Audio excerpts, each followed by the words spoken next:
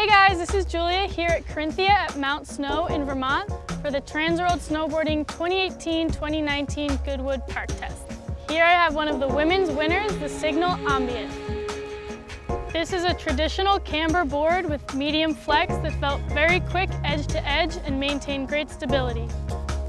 Testers liked its stability on jumps and thought it locked into rails with ease and consistency.